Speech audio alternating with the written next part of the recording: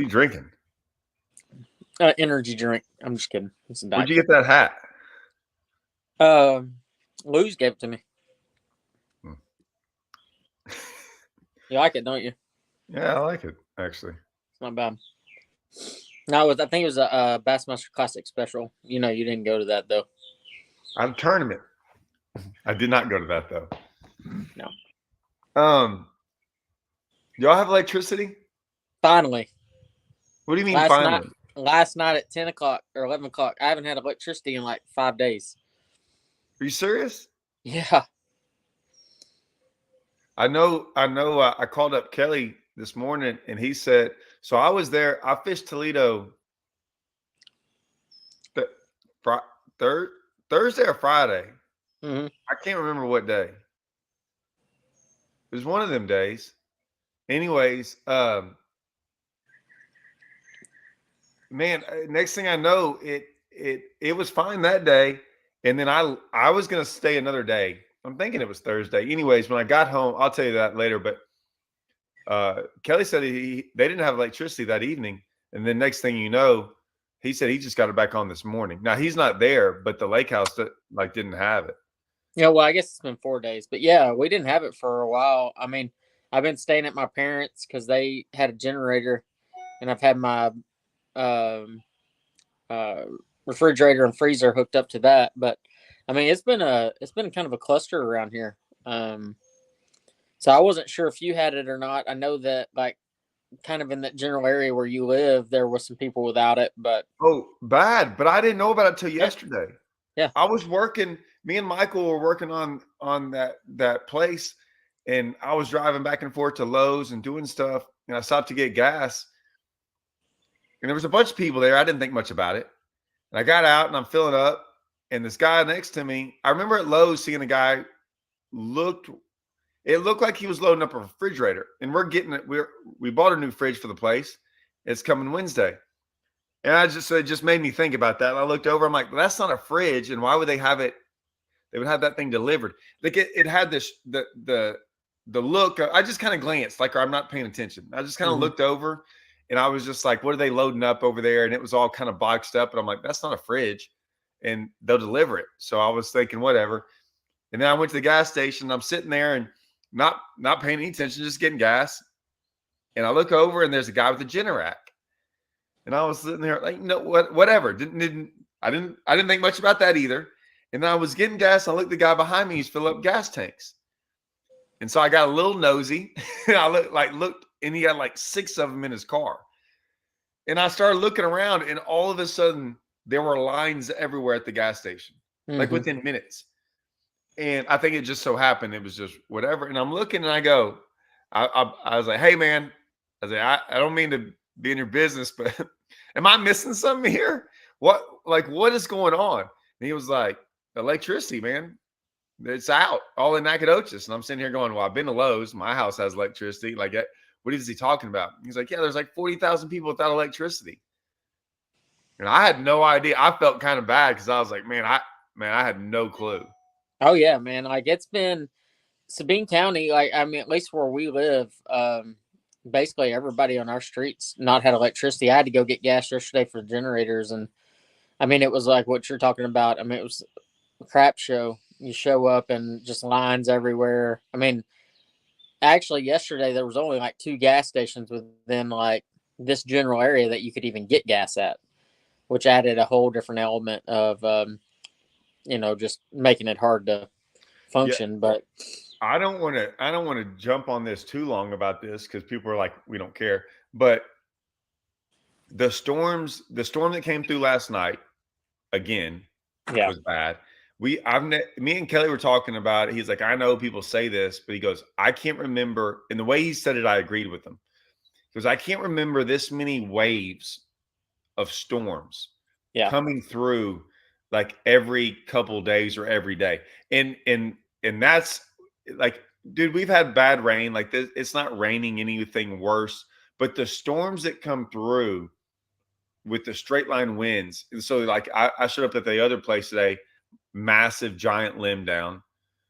Every time I go anywhere, there's every one of these storms, there's like stuff down.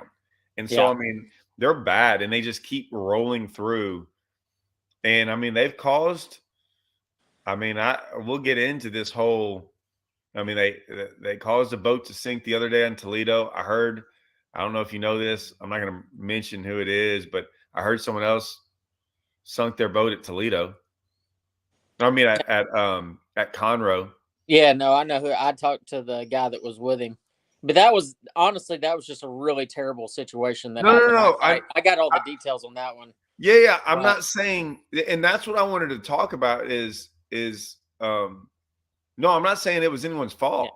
yeah, It was just, I'm just saying that's how bad these storms are. And they're, just to give, well, I'll talk about that later. But yeah, it's some weird bad storms, and they're just waves of them. And it's just like, it's sunny right now, but I think this evening it's supposed to pop up again.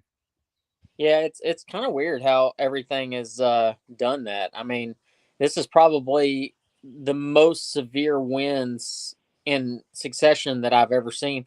On top of the fact that we're just getting an absolute uh, ton of rain. I mean, you don't really see the amount of rain that we're getting right now this time of year. Normally we get it in like February, March, April, around in that time frame. We're in June right now, into May, June, and I mean we're getting like ridiculous amounts of rain, at least where I'm at. Well, so whatever Rayburn got one of its highest, it was in June, which was a weird time for it to get as high as it did. And I don't know what the lake level. I'll start looking now. It's I don't really know high. I drove over it like 2 days No, ago. I know it's high, but what I'll say about that, and I don't know what it is. I can tell you real quick. The interesting part about that, really, you don't want to. It doesn't even know which one to do. I'll do that one. So it's at almost 6 feet high. So but here's the crazy part. Toledo stayed higher than I've seen it this time of year in a long time. Yeah. The 6 feet high, you're like, what's the big deal about 6 feet high? Well, it can only get like 11 feet high. But the thing is it wouldn't be at 6 in any normal year. Mm-hmm. They keep dropping it to work on the dam. And so normally they would only drop it to like level and leave it alone or do whatever, but they were dropping it like it was down to almost 6 feet a month or two ago. So if it had been normal, like any normal spring, they leave it normal. They just kind of, break it back down to normal. But the fact that it was 6 feet low and then it's 6 feet high now, I'm telling you, if they hadn't tried to been working on the dam they picked the worst year to work on the dam. But I guess they didn't choose that. But man, it would be bad. It would be bad if they hadn't have lowered it like they did. And this was just they lowered it. They lowered it. It came and got high in the springtime, and as soon as they had a chance, they lowered it again. So like I guarantee you, in like sometime in April or something, it was low, and so it's bad. I mean, I had between storms the other day, we had a big tree crack in half, and it was like hanging into another tree. And that's when the wind was kind of blowing like, I guess it would be like east, like northeast. And so the tree was kind of like laid into this other tree. Well, my neighborhood kind of got together. I mean, it's like 15 feet from my house, 20 feet from my house. I mean, it's really close. I saw the video. Yeah, I posted on Instagram and Facebook. Anyways, we got that tree up, and what you don't see is we finally get it laid down. We pull it down, whatever.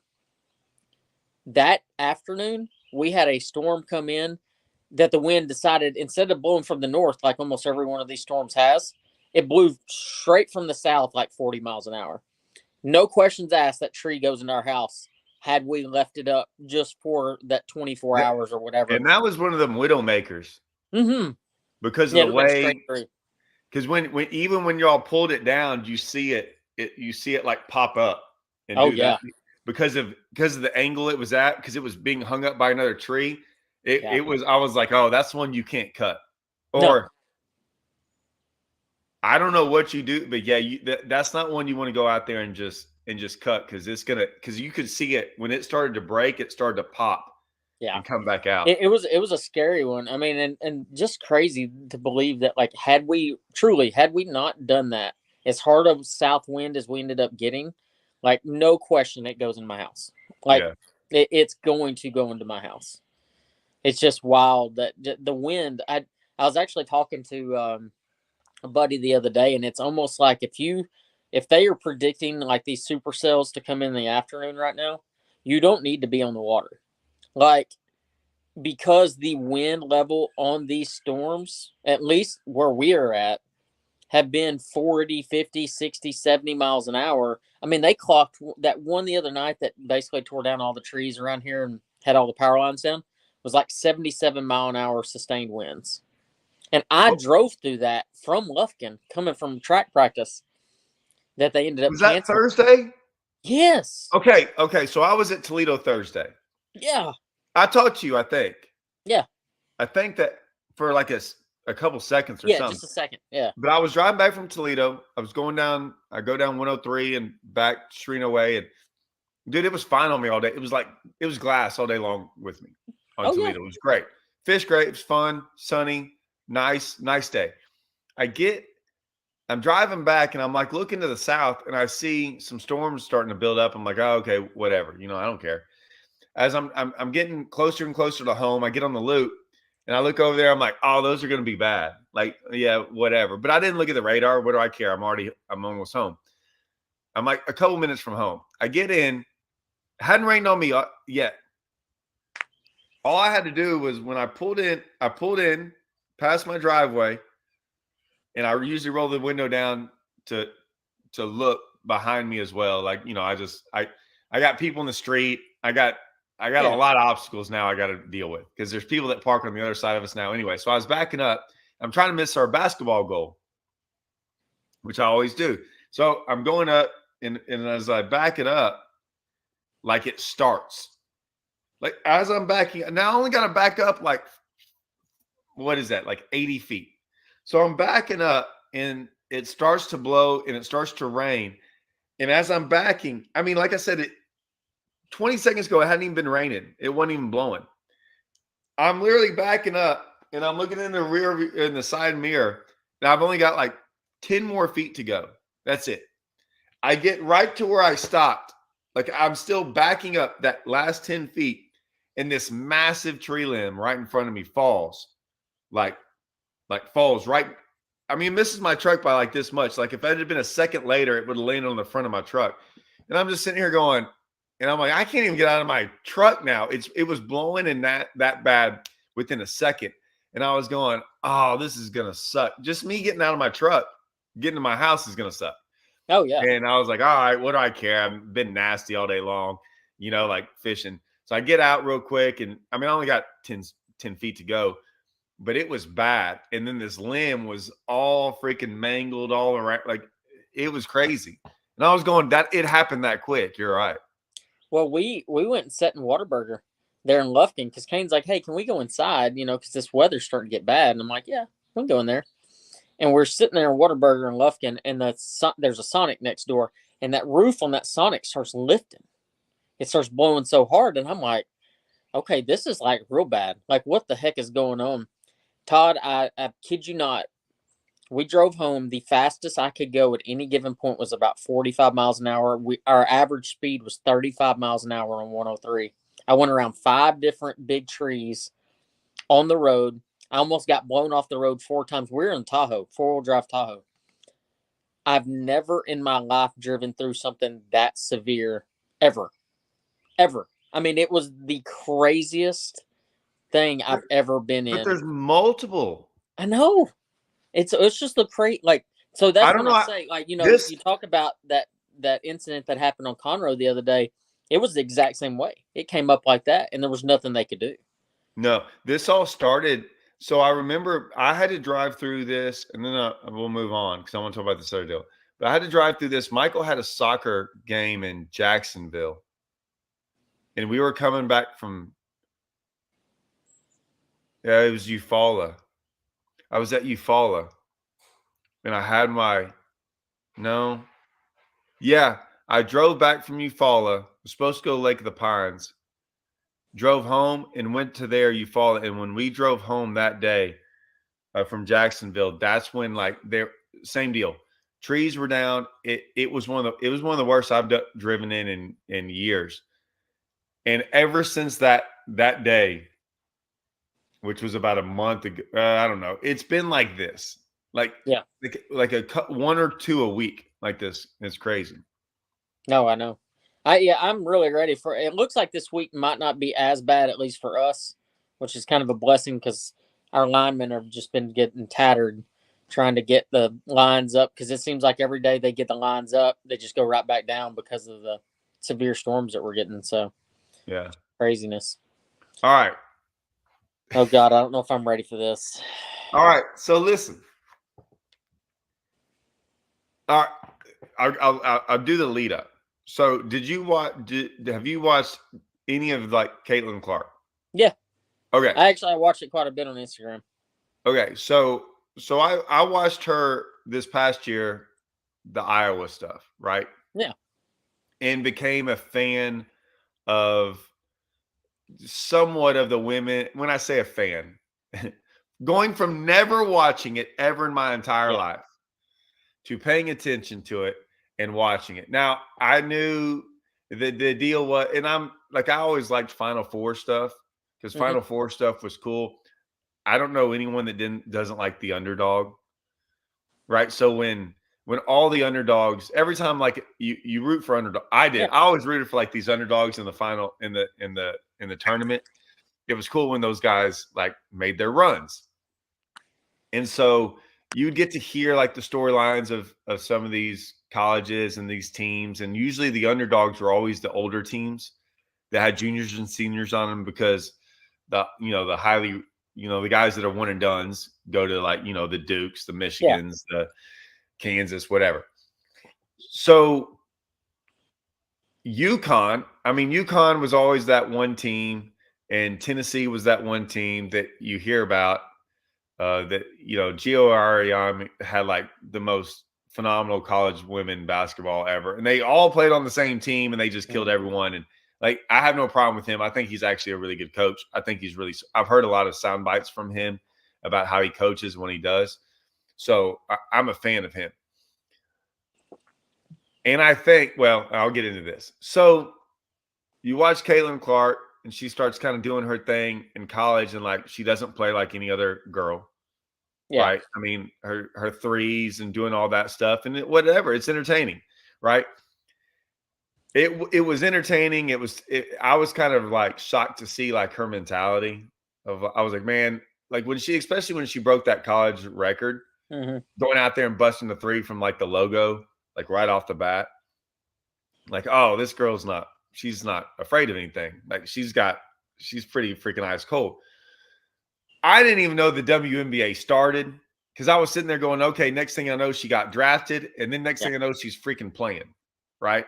Yeah. And so they made it all a big deal. And I don't watch Sports Center anymore, but like you said, social media, I was paying attention to all that stuff. And I can't help what comes across my feed, right? That comes across the feed. So I'm watching all this. And then I find out that Brittany, my wife, pay like $30 for the year, and so she can watch every one of her games. My wife's never watched a college basketball game or a WNBA game before in her life, but she was kind of intrigued with it. Her mom was. Michaela's starting to play basketball a little bit now, and so we were like, okay, maybe she'll watch it, whatever. So I've semi paid attention to it, and I'm intrigued by it to a degree and then not to a degree. Like, I'm intrigued, but man, I am this close to like never watching the WNBA again. Oh yeah. Like I'm about to like never watch it again because of what's going on. And it's these leagues, it's these people, there's a bunch of things that I see wrong with it. We can dive into all of them. But I think it's the exact same thing with what's going on with fishing. Yeah. I think it's the same thing. Yeah. And if you want to start asking me questions, I'll get into every point of it. But I think it's a big deal. No, I've been watching the Caitlyn Clark stuff pretty significantly for the last year as well. Unlike you, I am not a fan of Caitlyn Clark. I'm a fan of her bringing basketball to more mainstream. To You're like, not a fan of Caitlyn Clark? I'm not a fan of Caitlyn Clark at Oh, all. I am. Oh, at I didn't all. say I Like, wasn't. When did I no, say I I know. wasn't? I said I am not. I said Oh, opposite of you. Like, I am not a fan of her whatsoever. Um, and kind of like what Ben says, the narrative makes it unwatchable. Yeah, to not a certain level. her. She doesn't make it unwatchable. What I'm about to get into does. She kind of make for me. I love seeing her make the threes and all that stuff. Um, and maybe this is why she gets the publicity that she gets to a certain level, like the showboating, the like. I don't know, like the whole, like her whole demeanor just really turned. Like I'm just, what. But that's the same way with boys basketball. It's not a woman thing. Like I'm just not a fan of like getting in people's faces and doing all, like that's just stupid stuff. Like I mean, I'm all about like Well, being well, aggressive in well, basketball what and things part? like that. So, what part of it though? When she was in college, at least, like Okay, you know, I mean, I haven't because watched as many of the. I haven't even watched a single Fever game other than the highlights on Sports Center and seeing that they're literally filling out arenas with 18, 19,000 people in them to watch her play. But on the flip side of that, despite me not really being a big fan of hers, other than I mean, she's extremely athletic, extremely gifted. I will say this: they, as much as the WNBA is building her up and trying to make her the like mega, the Michael Jordan of WNBA, cool, whatever. They're also doing her a disservice by putting her in situations where she's not quite ready for them. A and B, she's getting fouled worse than maybe anybody. Like the fouls that are against her right now remind me of like when Shaq played, and they just never called them. Like just getting just hosed and just beat down, and they just don't ever call fouls. So it's like, yes, they're building her up. Yes, they're building the drama up, but like at the same time, if I was her, I would take that money that the Big Three offered her. It was like 5 million or whatever it was to go play instead of the WNBA, and I just go do that and be done with it. well, the so when I bring this to fishing, is it when so I'm gonna start at the beginning to kind of go on the timeline. And a lot of this has to do with why I bring it up with fishing and then the social media aspect, because the social media aspect plays a giant role in all this. And it plays this massive role into fishing. So I'll relate the two. Mm-hmm. When she was at Iowa and everyone was watching her games, right? And because they said, I don't remember the numbers. I think they had 80. I don't know if I'm going to get this right.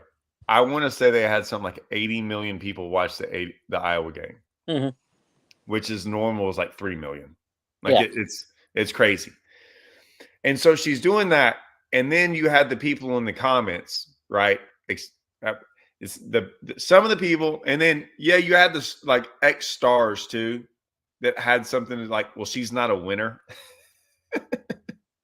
Like that just cracked me up because I brought up the UConn deal because UConn, like all those girls that were talking about them winning, played on this like it's like going to the playground and going, all right, y'all guys showed up with freaking D1 players, and I got a bunch of freaking guys from my high school team, and we're about to go play y'all. That's what UConn had. Like, so all these some of these WNBA players that were like won championships. I'm like, did you see who's on y'all's? Every one of your teammates is like this 5-star athlete that was heavily recruited. And then Iowa's got, I'm not saying they're bad players, but you can't compare the two. Yeah, And no. so it's like, I don't care. Every single great NBA player too, eventually had to get around a team. Like none of them won as a rookie. And they all had to get around a team that made a good team that actually had good teammates, right? I mean, this isn't rocket science. And so she's playing with a team that's by far inferior and coming close to winning.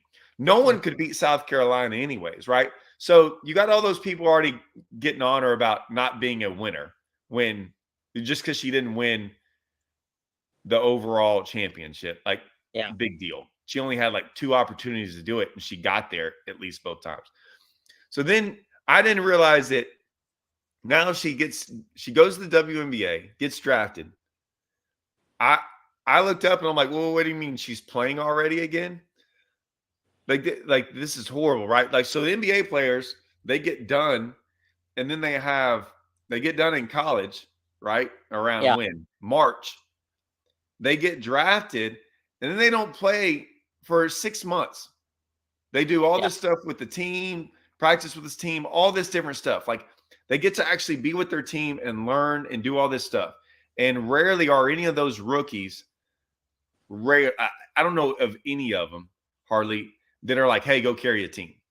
Well, yeah, no. Right. And so then you look at Wimbyana or whatever, right? Number 1. Yeah. I'm sorry, San Antonio sucked. You want to know why they sucked? Because their team sucked. That's why they got the number 1 draft pick. That's why Indiana got the number 1 draft pick, because they suck. And she's not going to turn it around and whatever. So anyways, but next thing you know, she's not with her team. Like, she practices with her team for like 2 weeks. Yeah, it was a really short. To be like, hey, go to the WNBA and lead. And so that point is like, man, give her some time, whatever.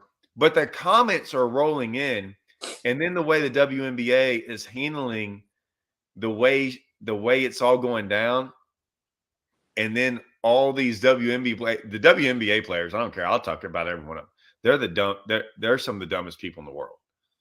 Completely. That's what I was about to say. It's like when you look at, I mean, because what she's done is put them on the map, and they hate her. They hate her guts. They hate her. Yeah, and it's like, I mean, I'm not a big fan of her, but like what she's doing for the WNBA has never been done. So like what she's doing is put them on the map, getting them, charter jets, getting them more money, getting them all of these great things. But like they can't get past their own egos and be like, hey, look, she's helped build us up. Let's build her up. No, instead, they're going to fight her every chance they get. What would we do in fishing? Same thing. No. What would me and you do? What do you mean? What would me and you do? So say fishing has been at a standstill for 20 years. I wouldn't agree with that. Oh, really? So we're fishing for more money? No, I'm talking about something else. We're not talking about the same thing. Okay. I'm talking so they're going to the spotlight. No, we're going the wrong direction if we're talking about that. Okay. So they're complaining. We complain about the money in fishing all the time, right? And it's not going anywhere. So I'm asking an honest question, because I think I know the answer. What I would say, I'm gonna be very truthful about what I'm about to say. If you have the WNBA is like stagnant, like it has not done a thing, and all of a sudden this one person, like her, hate her, it doesn't matter. One person comes in there. Maybe she's not that good. It doesn't really matter. It's irrelevant. But you have one person about to get the spotlight that could possibly bring more money. If that happened for right now in fishing, like we're still fishing for $100,000 first place, and our entry fees keep going up. Yeah. Okay. I think the girls, I think the women are making like $76,000 a year on their contract, rookie contract. That's when I heard that, I was like, man, that's pretty bad when you add in taxes and everything else like that. I mean, they are professionals and whatever. That's still pretty bad. And they're not going to get just a ton of endorsement deals either. And I'm not one to sit there and say they should be making more money. Like, I don't believe that. Like, in the sense of, I don't believe anyone, same thing with bass fishing too. I don't believe anyone should be making more money just because you're professionals. So, and just if no one wants to watch the WNBA, you can't compare the two. But what I'm hoping out of this whole situation, and I know where you're going with this, But what I'm hoping in this situation, because they are selling out arenas, they are having more viewers now on TV than they ever have, which in turn is going to get them even more sponsor dollars, is that the athletes do see a return on that instead of just the WNBA making bank off of the Caitlyn Clark situation, if that makes sense. Right. I'm hoping that happens. I don't know if it actually will. But. Well, so like if they say Caitlyn, and we can even just take her name out of it, right? Because my point is this. If one person brings in all this to the WNBA and their contracts happen to go up to $100,000 next year. Yeah. Right. And they can't see past that. And they don't like the spotlights all going to her. And I get the whole jealousy thing, whatever. In fishing, if a person entered into the fishing world, because no one is doing it right now, but if someone got into the fishing world, whoever it might be, and I think it's a different thing in fishing because it's not going to, I don't think it's going to happen for other reasons. But if someone did, and then it grew to where all of a sudden fishing, the tournaments was more mainstream. I don't really care if it's mainstream. Just See, brought more. But I think we have seen that Well, on the elite side of things.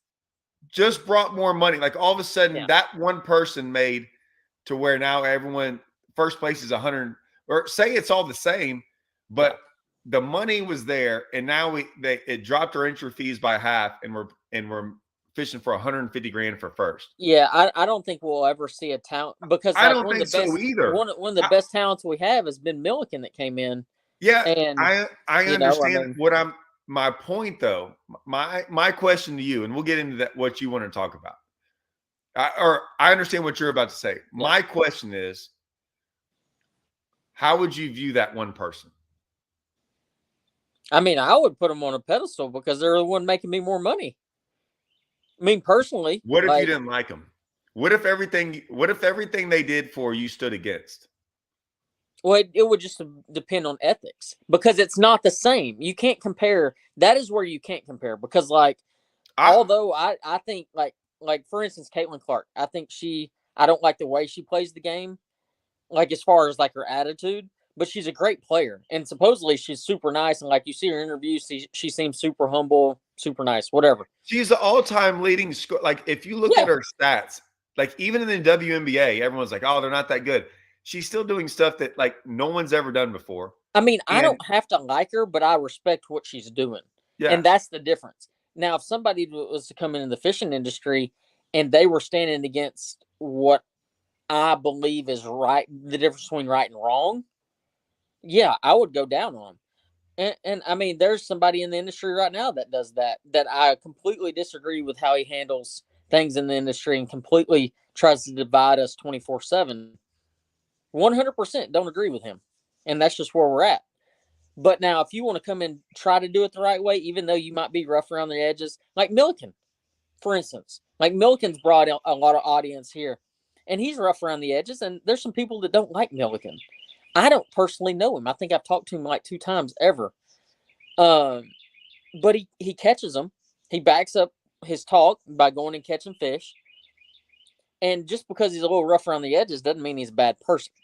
So there's a real big divide. So like, yes, if there was somebody that came in that said, they were just extremely unethical and the way they were trying to do business and try to build the industry, that to me, that's not building, that's tearing it down, even if it's getting bigger. So I agree. But at the same time, there's the way I handle things is I would want to build the industry, especially if it brought us together and made us more money. So the part of I 100% believe in what Alan's saying, right? This is good. They could learn from that. Yeah. I'm going to say this though. The problem with bass and MLF and all these things is okay. I'm always going to refer it back to WNBA and then I'll go back. WNBA has a star. She might not be the best player in the WNBA right now. Right? Yeah. But they have a star. What they're doing right now, So like I watched the foul the other day Mhm. was the worst one. Yeah. The off the ball foul where the girl did what she did, like she He hip, freaking hip killed checked her face. her, ran up there and hip checked her from Okay. behind. Yeah. Then they checked it out and there's no flagrant, right? It's just an off the ball foul, which you have to know what's been going on with her, Yeah. whether or not people are looking at it going, man, maybe she's getting fouled a little bit more, whatever. That take all that aside, that's an absolute easy flagrant foul Yeah. call. Completely agree. I Like that don't was even have to a look complete at that, miss. Yeah. right? So you got that, and they made it. They made a horrible call, Yeah. and it was bad, and it is what it is now. And I'm gonna bring up to where I'm going with all this. As a fan of basketball, and then I'm watching the narrative play out and how it's all going, and I'm sitting here going, keep that up, and I'm gonna stop watching what y'all are putting out. Yep. Because because that's not on Caitlyn, that's on a whole bunch of things, and I'm sitting here going, if that's the product y'all are gonna put out, I'm not gonna watch What anymore. and all they're doing is creating more drama around it, and Correct. I'm not. Yeah. Like So yeah. I'm close to not like it. I almost didn't want to watch anymore because I'm like that. It's like everything. I don't watch baseball, but I got in just tons of social media views on freaking Angel Hernandez and all the bad calls he makes behind the plate. Right? Like he's like it was horrible. You can't watch. You're Yeah. like, okay, what am I watching anymore? Right? And they won't get rid of the guy. The guy's horrible. No, And they he finally, retired. I think he Yeah. finally retired, but Yeah. he were whatever. How many bad calls? 5,000 do you need to make before you get rid of someone? So you look at this and go, yeah, I don't want to watch that. That's not good. That's not a good product y'all are going to put out there. Y'all need to know what y'all are doing. Mhm. So it makes me almost want to turn away when you almost had me. Like you almost had me watching enough I'm not watching any other games, but I'm at least watching hers. The problem with some of these companies, and none of them will admit it, and no one wants to sit there and call out names because names with an S, with a big giant capital S, is some of the guys that they have promoted that they want to make stars are not the ones they need to make stars because Yeah. they have baggage with them when it comes to these tournaments. Now, the public won't know about the baggage, or they don't want to believe it, or they want to say, or they don't care because apparently in fishing, it's okay to break the rules or live in the gray. Like no one cares. Apparently everyone's fine with living in the gray. But the problem is there's a lot of those people that they've tried to make stars live in the gray. And it's hard. It's very hard for you to become a star when you're divided because of the gray that you lived in. And a lot of people know it. And then a lot of people are just turn a blind eye to it. Yeah. Some people are oblivious to it. They don't think because it's like I said, it's none of it comes out, right? Or it comes out as in hearsay. It's not hearsay. It's we all know it. But the problem is it's that gray area. So yeah, there's this they have a problem right now, in my opinion.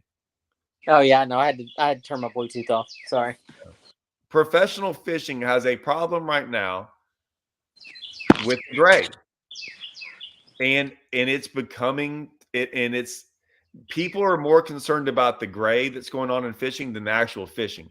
And that was my whole point to all this is WNBA. This is my like when I put it on my thumbnail, they're more like a little bit of it was about money. In fact of, there's some part to that, but the main part is if we go down, this is the main part to all of it. If you go down this road and more people are worried about the drama and not the product, and I'm not saying the product of a product like a bait. I know I'm what saying you're like saying. the product that the fishing is putting out there. Mm-hmm. It's going to turn people away from watching that product.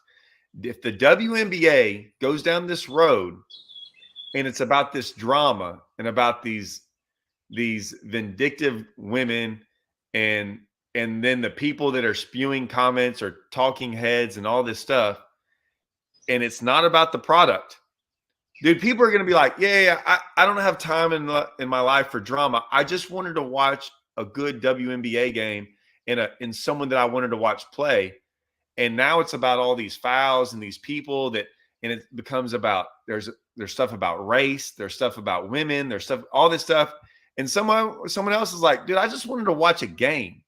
Yeah. Well, I think the same thing in fishing is if you go down that drama and it's all drama and it stops being less about the fishing, you might get more views in the end. No, you will. Might be more like the Kardashians, right? And maybe that's where they want to go, and you'll get more views. I think there are a lot more. I think the views are bottomless views, and I think it's not a really good product. And I think once that, and let me tell you something. As a fisherman, those professionals that goes down that road are going to hate that. Leave me. I don't care. Just go okay, there you go. If they go down that road, they're not going to like it. Yeah. Because they're going to be caught up in this like freaking Days of Our Lives soap opera. And I don't think a lot of them don't want that. That's my whole view on the whole deal. Yeah. So to Alan's point that he has on here, the NBA got to where it was by marketing its stars. The problem is when you can try to market fishermen. I don't think anybody really does a very good job at marketing their handful of select really great fishermen. But also our market is so much smaller, and it's hard to truly market one individual or two individuals or three individuals. I think they did a better job in the KVD era, but I think that was more because KVD was just so dominant, and he was in the headlines all the time, and he was on covers of magazines all the time. And the difference is there was a lot less access to information. So, I mean, you read Bassmaster magazine. You waited up to watch Bassmaster when it came on TV. You know, the live stuff wasn't as big.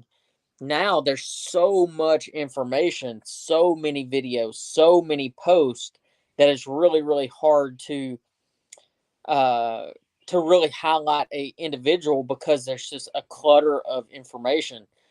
And that's what we've run into in the marketing industry, like right now, as far as marketing anything, is because, especially in the fishing industry, is there's just so much availability of content. And that's why it's so hard to be different and to build an audience these days. And that's also why the demise of professional fishing is going to be imminent, is because a professional fisherman cannot market himself like he used to, and he's got to be creative. He has to have YouTube. He has to have a very solid social media. I mean, that's why you see guys like Ben Milliken so successful, Stop Martin so successful, because they have these different avenues of media that is going to get more eyeballs and more attention. So, you know, yes, there's definitely a correlation to what we are dealing with right now with the WNBA. We are in a drama era of bass fishing that has been created by content creators that in turn, let's be honest here. I mean, don't get me wrong. We've always had drama from the fishing side of things, from whether it be especially Major League Fishing, when they did their whole split thing and taking everyone, which just was this huge drama shit show. I hate to That cuss, was but from fishermen, though. that was. But the thing is the more this industry has grown, the more you're starting to see drama selling and people really getting behind pushing this drama narrative on everything. And if it doesn't have drama, people don't click on it. And we're in a really weird spot in bass fishing right now, to where I could post a video about, let's say, how to throw a spinner bait, and then the next week I'm posting a video talking about why rookies are being hazed and mistreated by the Elite Series guys that just can't fathom that they are getting their tails beat, and that gets double the amount of views or triple the amount of views. And I'll be clear, when I talk about drama, like especially like really high drama level videos that I do, it's more so pushing the togetherness, how we can get back together on stuff. And like that's probably the difference. I'm not sitting there just harping on the negative. Like, I really think the only way our industry gets back to being a player in any, you know, type of situation is to get rid of this split that we have right now and to come together and figure out a way to all make things work. And that's whether it's professional fishing, content creators, industry stuff. And I don't see it happening. No, it ain't happening. No. It ain't happen. It's not happening. And so I made a video. Well, I guess it was on, I don't remember if it was on my private group or whatever, but it sucks. So I made a series like the Eufaula series. And I mean, I spent hours, man. Like everyone, just a bunch of time on that. Like that stuff's hard. I can go on there and just spew off anything for 20 minutes about freaking some drama, and it'll get 10 times the views. And I'd get a lot from that. I'm just letting everyone know. And it would take me about 30 to 40 minutes to do it all, like upload it and do all that stuff. And then these other ones take hours, and I'll get a tenth of the views. The information and the stuff and the stuff I put in there. And I told everyone, I was like, man, I have an internal struggle with me constantly to like work that hard to do that. Now, I will say in the comments of those videos, and I kind of like said it in the video of kind of going, hey, I'm struggling. I told him I'm struggling with this, right? Yeah. I'm a little bit, it's bothering me. I vented for like 30 seconds. Yeah. It wasn't a bad vent. It was just like, man, you know, and then the comments that came through there is like, oh, all right, man. Like, I know I'm not getting the view.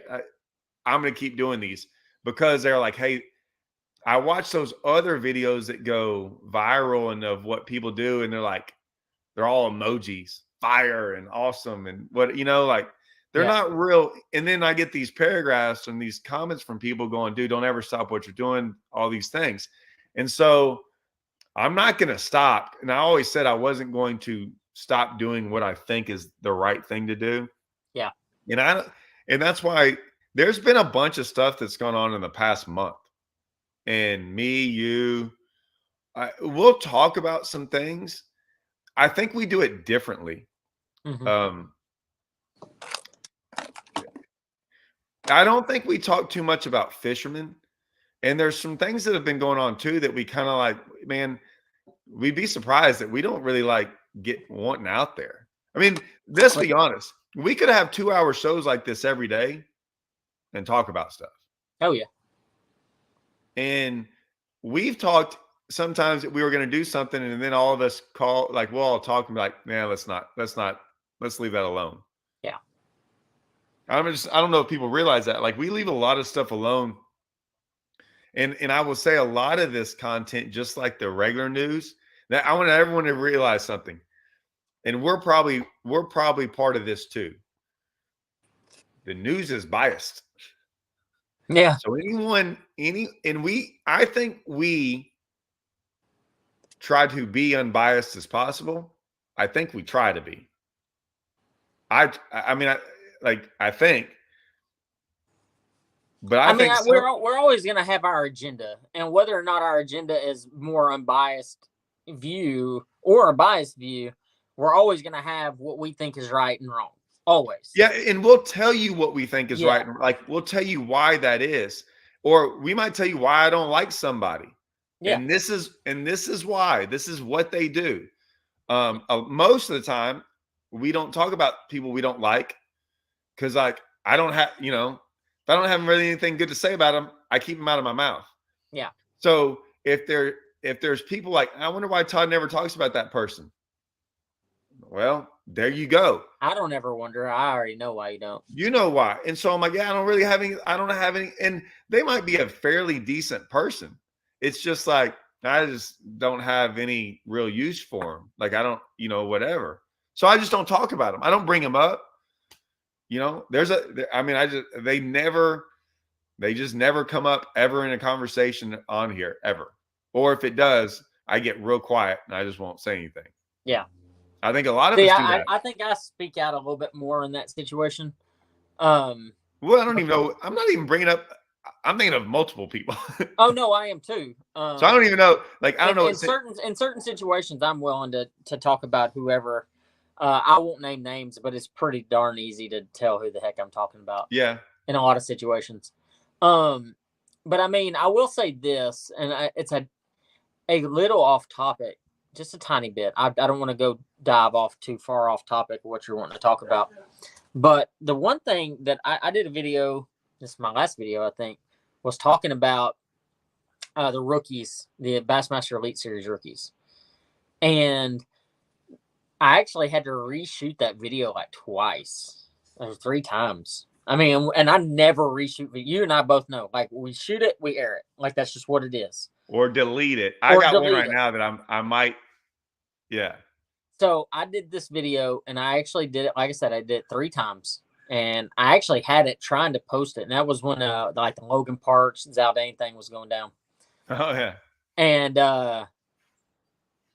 you know, before all of that aired, before all of that, the Bill Lowen stuff, all that came out, I'd actually gotten a few phone calls from some Elite Series rookies about how, and I talked to you about this the other day, I think, about how they are being treated by some of these veteran Elite Series anglers. And it, you know, talking about Caitlyn Clark and stuff, it reminds me of like this hazing era, or this like complete dislike of a person because they're bringing attention or doing well or kicking their butt, whatever the situation may be. But there is a group of anglers on the Elite Series right now that are completely out of line right now as far as how they are handling these rookies. Now, you can not like rookies, and that is perfectly okay. You can not agree with how they fish. You can do all these things, but those rookies, just like I was, probably not you, Todd, because you're a different person, like I was, and a lot of, you'll understand what I'm saying. A lot of other young anglers, we always aspire. We always dream about other, you know, like we see how other anglers fish. I'm like, man, I want to be this person when I grow up, or I want to be like that when I grow up, you know, whatever, as a young angler. And there's some of these young anglers that looked what, Andrew? He was about to name names. I'm telling you, the government's got him. He's up there in Hemp Hill. They've been monitoring us, I think, for a while. I have no idea what he was about to say. He brought it me. I will say this. I think when he was talking about how, like, so I kind of didn't fish the tour till I was much. I don't really get any of that from anybody. When I was younger on Rayburn, well, let's start. On Livingston, it was bad. And then on Rayburn, it got real bad for a while. When we started kind of winning and doing some stuff, yeah, man, I had some older fishermen that I kind of respected. And man, they went oh, he's back. sorry. Go ahead. I'll get back in what I was saying. Go ahead. No, I mean, my thing is there's just some of these anglers are really aspiring to be other, you know, like to be like Mike or be like KVD or whatever. And believe me, I'm not talking about KVD in this situation. KVD is probably one of the nicest, most genuine humans I've ever met. But there are some anglers out there, and I think I didn't realize it until I came in as a college angler, how many people didn't like me my first time making the classic, and how some of the anglers treated me. Whereas there was a couple anglers that stepped up and were super nice. Aaron Martins, Ish, Iaconelli, all 3 treated me with the utmost respect of anybody. And there was a lot of anglers that did not like me whatsoever. They didn't like the fact that I qualified, that Bass made a chance for college anglers to make it to the classic at that time, because I was the first one. So I kind of feel for some of these rookies and what they're having to deal with some of these Elite Series anglers that up until that moment that they made it, thought that they hung the moon. And now they're starting to realize that they're not always great people just because they look like it in their videos or their social post. You know what I'm saying? There's so much. Man, we have to get on more, because like everyone in the comments is going to get mad at me because I'm going to go like here and here. I can go. I want to go on so much of that stuff. Well, But we can talk about that next time. I don't know. I'm not going to be able to remember all this. So what I'll say is this. I didn't get any of that when I fished the tour, but I was older. I was talking about how when you disappeared on Rayburn, man, I got some, when I started winning a lot on Rayburn, yeah, man, it was like me and Brent against the world. Like I stopped talking. Man, there were times we would fish tournaments, weigh them in, and said, mail us our check, and we don't want our picture taken. Yep. And I would sit in the boat. I'm like, go weigh us in, holler at me if you need a lie detector test. And they'd get done, and people were so bad. And I'd be like, hey, mail us our check. And there'd be pictures with everyone holding plaques. We wouldn't be in them pictures. Yeah. That's how bad it got. Like they were those older guys. And so I get it. Those older guys were so bad. And from that day on, I've always been like, if I'm in the top somewhere in the top group, top 5, you get plaques, man, I try to make it a point now to go congratulate everyone that was up there getting a plaque, getting whatever. If I can, sometimes I'm not whatever. But man, those feelings sucked, man, when you were a kid. Yeah. Now, I don't think I was doing anything. Like it was weird too. And a lot of people, I'm sure some co-anglers on here they still don't get this. And when I say not my co-anglers, just co-anglers in general, because they probably see us and we're all happy-go-lucky on this and like whatever. Yeah. But I get to those tournaments and sometimes like I have my head down. I'm not really talking to anyone or whatever. And a lot of it was because of that. But man, they were just, it was weird because I remember for so many years, if I was like laughing because I was enjoying the fact that we were telling stories over there, like after a tournament, right? Waiting for the checks and waiting for it. Say we won and we were like smiling or laughing because maybe we just won 20 grand.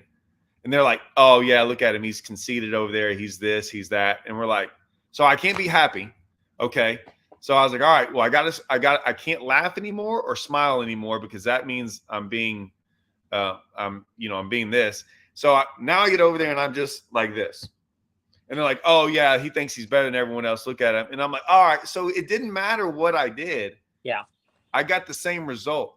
And so I was just like, whatever. And I'm like, all right, well, how about this result? How about no picture, no nothing, just mail me my check and plaques and I'll get them later. Because I was like, there's another result. Like maybe you can get that. So I agree. I understand what it's like to go through that. Yeah. Being younger than most of the guys fishing and then how they treat you and how they look at you. I will say this, that as much as I've been in fishing, I hang around a bunch of young guys now. I know a bunch of them.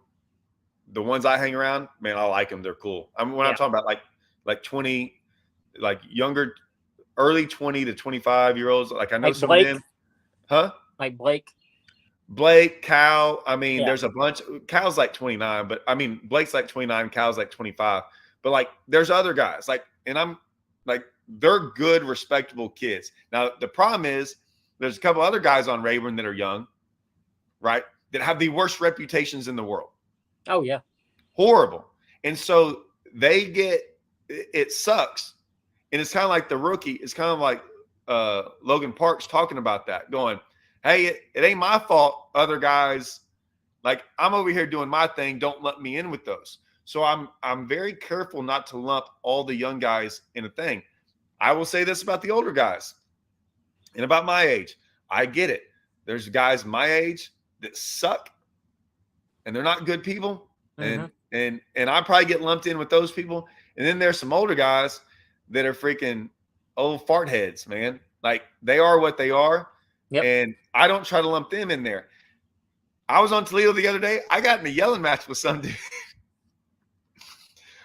Dude, it's Toledo Bend on a freaking Thursday. There's one other boat and he's fishing like, I mean, if I screamed at him, we could talk. He's fishing, no big deal. And this boat sees us, drives in between us and goes over me.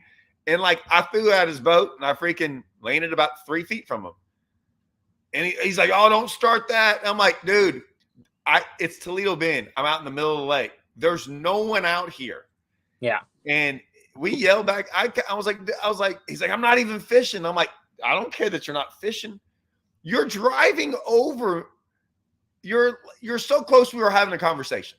Yeah. And then the guys in that other boat started yelling, because they could hear it all. And they're like, you should have thrown a little bit further and hit him. I mean, they're yelling because they were like, how rude is this guy? And this guy was like, he did nothing wrong.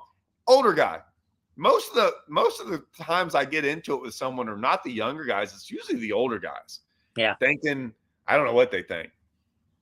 But that's a whole different story. But yeah, I mean, I think it's for those now people. that you're on Toledo, did you catch anything? I got a tournament. I got a championship next week. Yeah, but you can at least talk about if you caught them. Not as good as I thought I was going to. Really? The water is high, so it is. It's jacked up right now. It's coming up higher too. Yeah. Oh. I looked at it. I promise you, maybe a little bit. Maybe like it's coming up. I looked at what it is, and then the rain we got yesterday last night. Yeah, up north of us got a massive wall of rain. So it's coming. It'll probably come up another 6 inches or so. Yeah, but it's coming. But yeah, it's come up just an inch or two today already. I have my pier that is covered in water, or at least half of it is, so I can tell. I've kind of used it as a lake level gauge. So, yeah, the pier's covered right now. It's just wild, just absolutely wild. Well, I don't know. It's been crazy. What? I wonder what that means.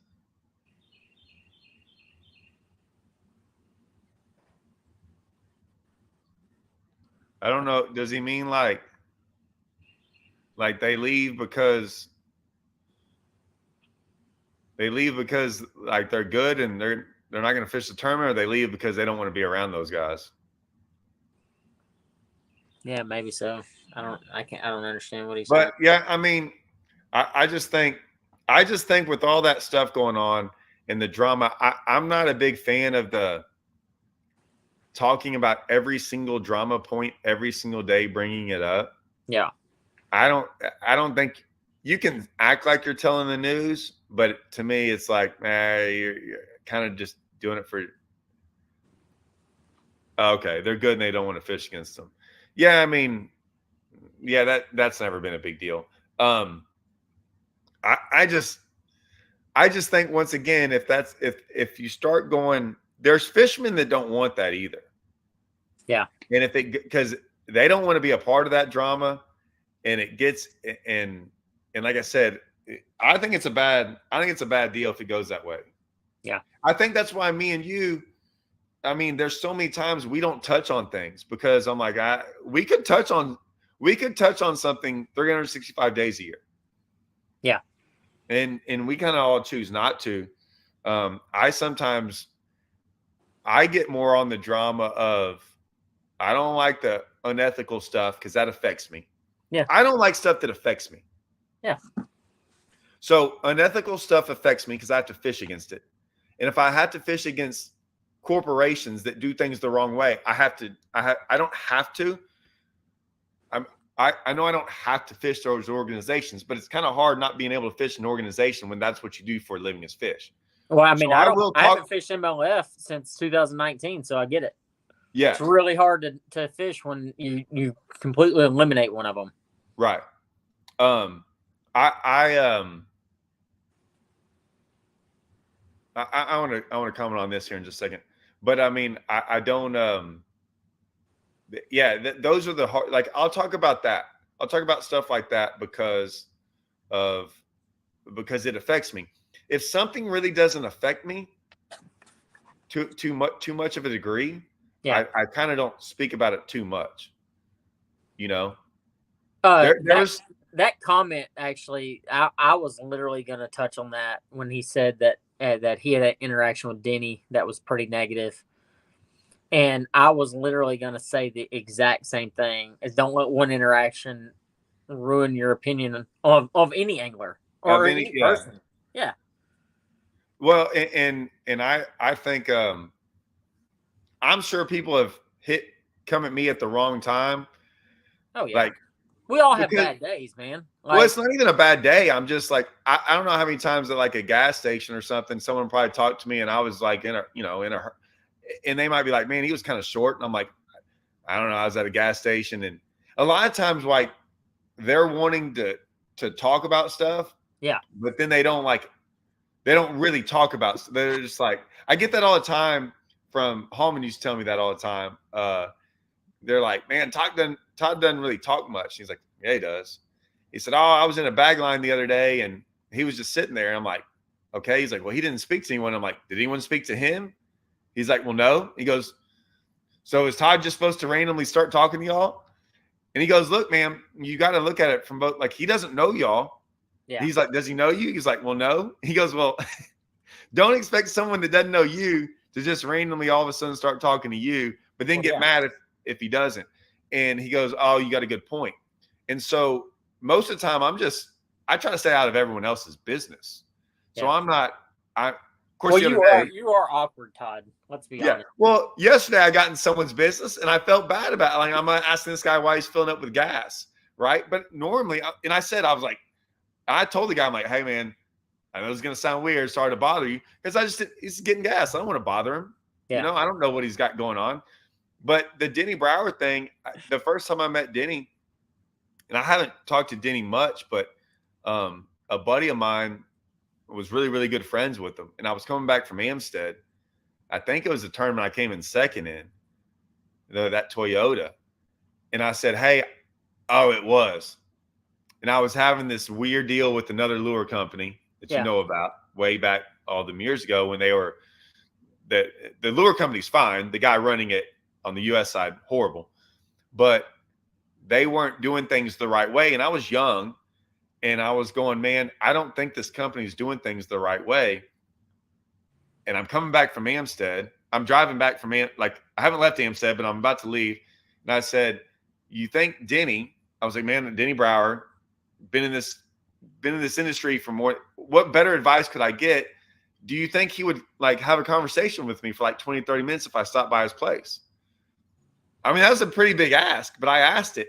And my buddy called him up. He said, and the guy said, hey, look, man, this guy's not going to call you and bug you. You might not ever hear from him again. And he explained it. And Denny's like, yeah, come on. So next thing I know, I met Denny. Never met Denny before in my life. Drove up to Denny's house. His trailer there at Amistad? No, his house. Oh, his house. I gotcha. His house, like nice house. Yeah. Like pulled up there. He invited me inside. We talked for like 30, 45 minutes about the industry and what I think I could like. He was super like, yeah. I had no business even being over there, but I'm sure it didn't help that I just came in second at a Toyota. So like I actually could fish and he knew I knew some of those guys, but super awesome with me, helped me out a lot and like put me at ease that he's like, hey man, you're going to run into companies like that. And you ever get like, those companies aren't going to change. And so it made my decision to walk away pretty easy, a lot easier. And that was from Denny helping me out. Yeah, no, Denny, we used to stay in his trailer there when we used to fish all those Amistad tournaments. I think it's actually before he moved there when he just had his like cabin. And so me and Matt Subu used to stay there. But I actually had a similar interaction with a neighbor of mine. He had told me that he had interaction with Ott Defoe, and it was just horrid. And he was so mean and not nice. It was here at Toledo when they were here. It's been years ago. And like Ott is literally one of the nicest people I've ever met. And in the handful of interactions I've never heard a bad thing about him. Ever. And I was like, hey man, like just because you had one bad experience, I said, you caught him at the gas, and it was at a gas station. It was after like day 2 or day 1. He'd had a bad day. And don't get me wrong, I'm not making excuses for him, but we've all had those. Like you had a bad day at work before, and it's been like just terrible. And you're like, I don't want to talk to anybody. Yeah, you're like this. I want to do this. Yeah. I don't want to speak to you. I'm trying to be professional. I'm trying to be nice, but I don't want to talk to you. And sometimes we have those days. I mean, maybe Ott had something going on at home. Maybe he had, it could be anything because we all have families and kids and all these things. We're missing our families. It could be literally anything. We all have bad days. and you can't judge somebody based off of one interaction. Just it's not a way, because I can assure you, I can look back at a handful of situations that I've been in that even afterwards I evaluated and I was like, man, I probably should have been a little nicer, or I should have spoke a little bit more. But I had a lot of crap going on, and it's like, man, I'm sorry, I'm not trying to be an ass. Like I'm really trying not to be, but at the So same time, you all have crap going on. bad days won't bother me in situations like that. I'm trying to think about what causes that for me. I'm trying to do a little self-reflection, right? I'll tell you what it is. So when we were at Eufaula, I made that video of those kids coming up, right? Yeah. Blake had pulled up right next to me. So Blake was next to me, right? And then Nick, who we're staying with, Nick Aber, who me and him have been friends. Like I met Nick and Bradley at the same time down there at Falcon. So we're staying at Nick's right there, and it's just us three. Nick's making the cut. Blake's in the top 10. I salvaged the day, right? My day 2.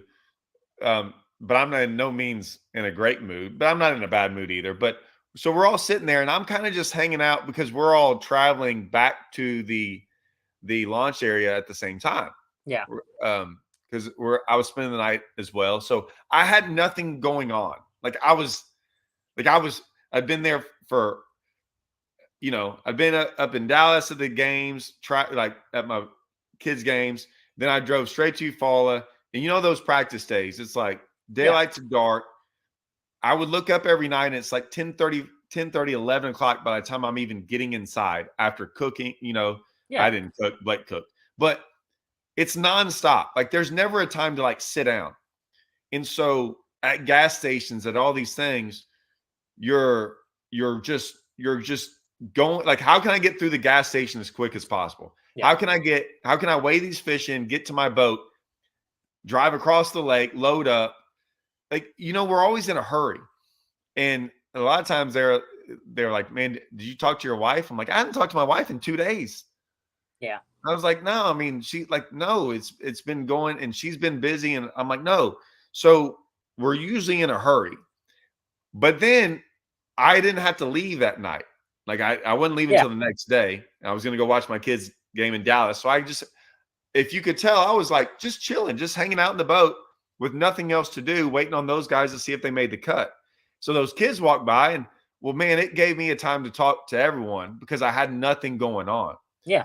So if I have nothing going on, well, let's just talk. Let's hang out and do whatever. But 9 times out of 10, I'd say if I'm short, it's probably because I would be short with my wife if she called, right? I'm like, is it important? If it's not, I got to go, because our days just never end when we're traveling. Like here, like it's a month. What is today? Monday? We got nothing going on really. Yeah. Well, other than the fact that I got to take Kane to like 14 different practices this afternoon, but that's just. Yeah. Well, so like if you're at practice, you're not going to have time to and your coach, you're like, that's not when you would do something. I'm just seeing when I'm usually okay if that's the case. Yeah. But if we're like in a hurt, like always have something to go do, because we usually move like 90 miles to nothing. I mean, most of us, if no one's ever traveled like that and fished those Toyotas or Opens or whatever, what do we get? Like we all need that like hour to hour and a half of downtime at the house. Yeah. And some of that's cooking. That usually involves cooking, eating, or just kind of getting off the water for like 30 minutes and just hanging out. Other than that. Yeah, sometimes I do that. Like I'll load my boat up and like I'll pull it, I'll pull my truck up to like hook everything up, and I'll like just sit there for like 20 minutes. Not hook anything up, not put anything away, just sit there and just like be like, okay, now I can go. After I've sat there for a few minutes, kind of recollected everything, and then I'm good. No, I get it completely. Golly. Yeah, if I got nothing, I think it's not. I rarely am in a bad. I'm not in a bad mood after a tournament, good or bad. And the reason is because I learned years ago that I would bring that home, and it was totally unfair to my wife and then totally unfair to my kids. Yeah. So I learned I learned real quick to leave that frustration. Like it's gone. If Yeah. I had like it's, and if you fish as many tournaments as we have, man, your life is going to be miserable if you freaking worry about the bad tournaments you fish, No because doubt. you're going to have them. So like, I just learned to cut that off and like leave work at, at the office, if you can call that an office. Yeah. So it's usually not that. It's usually about my time. Yeah. So now that I know that, I'm going to have to be like, all right, if someone wants to talk, I have to like, I'm going to have to cut out like 3 to 5 minutes of my time and just be like, hey, 3 to 5 minutes isn't going to kill you. Not that I'm saying I don't talk to people. It's just, yeah. You're just a butthole, Todd, and it's okay. Well, like, so when we go to ICAST and things like that, or Classic, and we got nothing, I mean, shit, if anything else, I want someone to talk to me. Maybe I don't have to work as much. That's just lazy. You're, Todd, you know, I speaking of practices and all that stuff, I got to roll. I got practices I got to take Kane to already today. It's going to be like all afternoon. For what? So we got him in this summer program where it's like twice a week, where it's like a speed and agility camp basically for like the next 2 months. Oh, I don't have to do those. So we're doing that with Kane, and then he has PTX this afternoon. Yeah, we don't have to do that speed agility stuff. Oh, why? Well, it's free. Oh, yeah. Well, I'm not a speed and agility background, and I got to fix Kane's form, so that's kind of where we're at. I'm just saying. Well, I don't need to be offering up my wife as freaking coaching, because like, but Yeah. she's already got. I mean, you know that obviously she did that for a living. Well, yeah, I know. Ever. So it's great. Yeah. Although she does it, and I'm like, hey, would you kind of work with Michael? She hasn't, because I've been on to her. I'm like, if not, I'm going to, and you don't want that. Yeah. But yeah, I mean, she does. I mean, she's already, I think, got programs for Michael and Michaela for the summer. Well, for her soccer team and everything else. Yeah. No, and Kane's got that. I mean, he's just right now all he's doing is track and baseball. He's still got all-stars. I mean, he's got baseball 3 days a week and track 3 days a week. And man, I don't know how the kid's even functioning at this point, but he wants to do it. This year we've taken a different step. Like if he wants to do it, we let him do it. If he doesn't want to do it, we don't let, it is what it is. No, I force it down their throats till they puke. Yeah, we're not doing that this year. So. I'm just like, we're not. Well, that's why you asked if we're doing track. And I'm like, no, because I think he got off. They won like 3 soccer championships in a row. And then the coach gave him off. And then he's been playing ball with me every day at our basketball court, our new one. And then I think he's got soccer every day this week because they got some national deal coming up in like 2 weeks. So, well, yeah, and I got him working. I had him working for like 6 hours yesterday, like loading dirt and sand and all kinds of stuff. And he's about to go load, like we're going over there. They call that like slave driving, right? No, I make him do the stuff he wants to go do. Like he's excited to go lay this rock. That's hilarious. I wish my kid was excited about laying rock. Yeah. Well, yeah, I don't know. We're making the sidewalk thing. So that's what we're about to go do. We're going to miss the track thing. But you got me involved with track last year. And next thing I know, I was at Iowa. Yeah. It's a big deal, man. No, it was awesome. But like, it was just for fun.